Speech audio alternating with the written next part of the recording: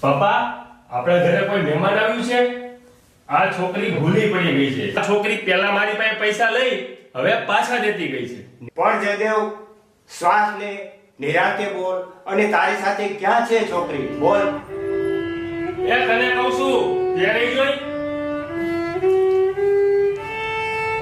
ના, મેં નથી જોઈ. તમે તો માતાજીની ચૂંદડી લેવા ગયા હતા. એ વાત તને પછી કરીશ. પણ આ છોકરી ક્યાં ગઈ? કઈ